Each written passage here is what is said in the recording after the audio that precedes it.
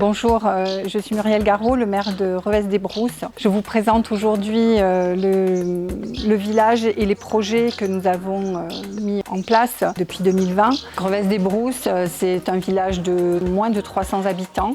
Nous avons 3 projets principaux. La réhabilitation de la maison Granon, l'îlot du château, le projet d'une résidence mixte, 7 logements, et le projet de l'écoquartier, où il y aura 6 nouvelles maisons. C'est avec, grâce à la DDT, nous avons pu rentrer dans le programme RHI, parce que le budget de la commune, 200 000 € de fonctionnement.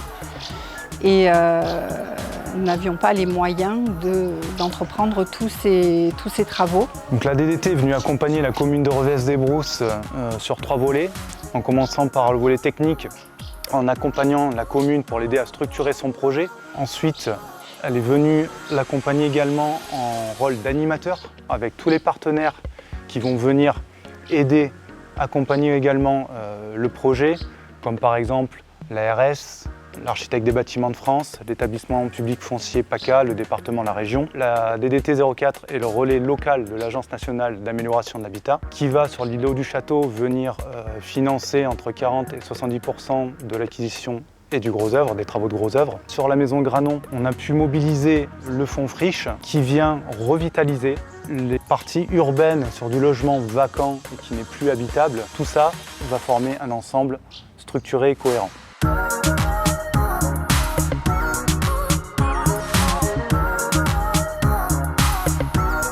Bonjour. Bonjour. Bonjour. Est-ce que vous pourriez nous dire où vous en êtes du projet? Oui, bien sûr. Alors aujourd'hui, on est sur la réhabilitation du gros œuvre, étage inférieur, renfort en sous-œuvre des fondations.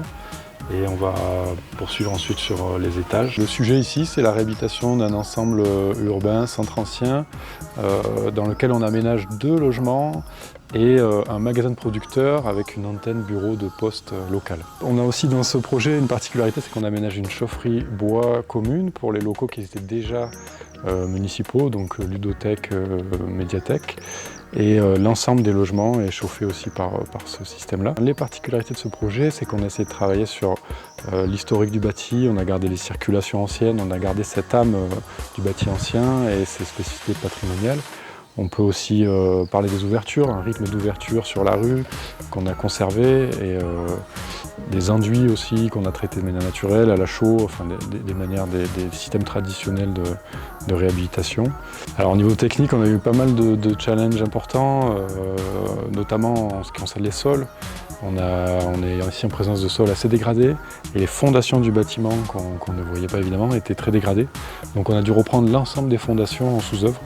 Donc c'est-à-dire sans démolir, aller renforcer le terrain naturel et l'appui du bâtiment par-dessous.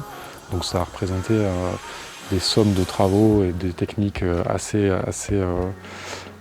complexes à mettre en œuvre. Mais on est arrivé à sauver ce bâtiment et évidemment c'est important de sauver et de ne pas démolir tant qu'on peut dans les centres anciens puisque c'est ce qui fait la caractéristique des tissus anciens et ce sont des bâtiments symboliques pour les communes. On est juste à côté de la mairie et c'était important de conserver malgré tous ces soucis techniques importants.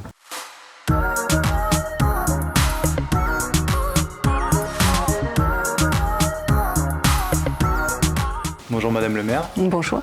Alors on arrive aujourd'hui sur une fin de chantier. Dites-nous un petit peu comment ça s'est passé. Alors le chantier s'est très bien passé. On a eu quelques difficultés en début de chantier. On a eu quelques aléas d'infiltration d'eau et de solidité de plancher qui était un peu moins solide que ce qu'on pensait. Et les entreprises ont joué le jeu et tout s'est bien passé. Il reste vraiment quelques travaux, menus travaux on va dire, de ferronnerie pour l'escalier central, quelques travaux de peinture, un petit peu de plomberie et d'électricité. Mais on est quasiment à la fin. Vous avez fait, je crois, le choix de rénover une porte un peu emblématique du bâtiment. Tout à fait. On a plusieurs portes dans le village qui font partie du patrimoine du village et on a choisi de faire travailler un artisan du village qui a pu rénover et restaurer cette porte comme elle était à son origine. Et donc aujourd'hui, vous avez d'autres projets. Quelle va être un peu la suite après cette réhabilitation? Cette maison était la première étape de notre projet écoquartier. Ensuite, on arrive à l'étape du permis de construire pour les 5 maisons en écoquartier, toujours qui vont être construites. Et sur l'îlot du château, les acquisitions sont faites, sont actées. Vous êtes propriétaire du restaurant en face de ce logement, vous y travaillez, vous allez bientôt y habiter. Donc parlez-nous un petit peu de votre projet. Bon, le projet de l'auberge, c'est l'auberge de la Petite Casserole, c'est une auberge sociale inclusive et solidaire qui emploie des personnes avec handicap intellectuel. Et l'opportunité que représente d'avoir un logement sur la même place du village, dans un tout petit village, et de permettre aux personnes de consolider les dignités qu'elles acquièrent dans le cadre du travail, et qui permettent d'avoir des amis, de vivre, de recevoir et d'aller à pied au travail.